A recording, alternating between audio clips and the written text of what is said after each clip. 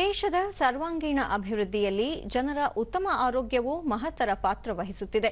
ಈ ಹಿನ್ನೆಲೆಯಲ್ಲಿ ಜನರ ಆರೋಗ್ಯದಲ್ಲಿ ಗುಣಾತ್ಮಕ ಬದಲಾವಣೆ ತರುವ ಉದ್ದೇಶದಿಂದ ಕೇಂದ್ರ ಸರ್ಕಾರ ಕ್ಷಯರೋಗ ಮುಕ್ತ ಭಾರತ ಅಭಿಯಾನವನ್ನು ನಡೆಸುತ್ತಿದೆ.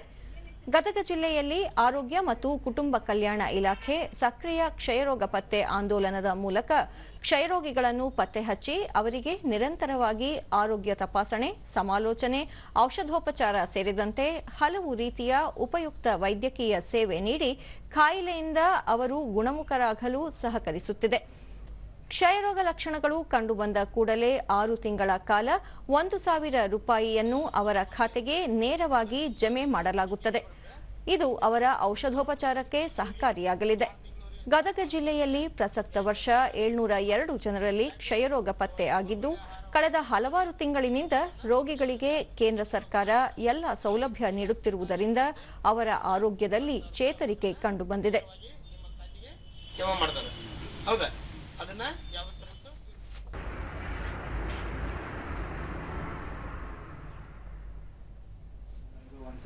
ದೂರದರ್ಶನದೊಂದಿಗೆ ಕ್ಷಯರೋಗದಿಂದ ಗುಣಮುಖರಾಗಿರುವ ಶಿವಕುಮಾರ್ ಪೌಷ್ಟಿಕ ಆಹಾರ ಸೇವನೆ ಹಾಗೂ ಔಷಧೋಪಚಾರಕ್ಕಾಗಿ ಪ್ರತಿ ತಿಂಗಳು 1,000 ರೂಪಾಯಿ ನೀಡುತ್ತಿದ್ದರಿಂದ ಅನುಕೂಲವಾಗಿದೆ ಎಂದರು.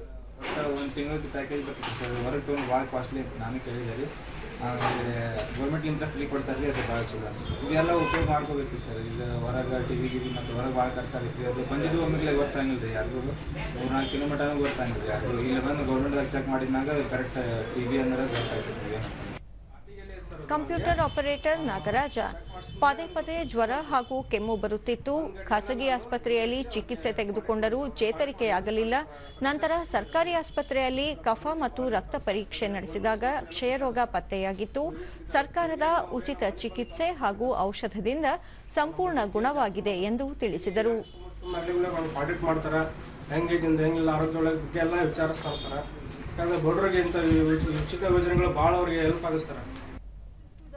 ಜಿಲ್ಲಾ ಕ್ಷಯರೋಗ ನಿರ್ಮೂಲನಾ ಅಧಿಕಾರಿ ಡಾಕ್ಟರ್ ಅರುಂಧತಿ ಕುಲಕರ್ಣಿ ಜಿಲ್ಲೆಯಲ್ಲಿ ಕ್ಷಯರೋಗ ತಡೆಗಟ್ಟುವ ನಿಟ್ಟಿನಲ್ಲಿ ನಿರಂತರ ಜಾಗೃತಿ ಮೂಡಿಸುವ ಕಾರ್ಯ ನಡೆಸಲಾಗುತ್ತಿದೆ. ಪ್ರಸಕ್ತ ವರ್ಷ ಜಿಲ್ಲೆಯಲ್ಲಿ 702 ಕ್ಷಯ ಪ್ರಕರಣಗಳು ಕಂಡುಬಂದಿದ್ದು, ಕೇಂದ್ರ ಹಾಗೂ ರಾಜ್ಯ ಸರ್ಕಾರಗಳ ಮಾರ್ಗಸೂಚಿಯಂತೆ ರೋಗಿಗಳಿಗೆ ಚಿಕಿತ್ಸೆ ನೀಡಲಾಗುತ್ತಿದೆ. ಜಿಲ್ಲೆಯಲ್ಲಿ ಟಿಬಿ ಮುಕ್ತಗೊಳಿಸುವಲ್ಲಿ ಅಗತ್ಯ ಕ್ರಮಗಳನ್ನು ಕೈಗೊಳ್ಳಲಾಗಿದೆ ಎಂದರು. ಆ ಒಂದು ನಿಕ್ಷಯ ಮಿತ್ರದ ಒಂದು ಬೆಂಬಲದೊಂದಿಗೆ ಸುಮಾರು 849 ಕ್ಷಯರೋಗಿಗಳಿಗೆ ನಾವು ಪೌಷ್ಟಿಕ ಆಹಾರದ ಒಂದು ಬೆಂಬಲವನ್ನು ಕೊಡ್ತಾ ಇದ್ದೇವೆ.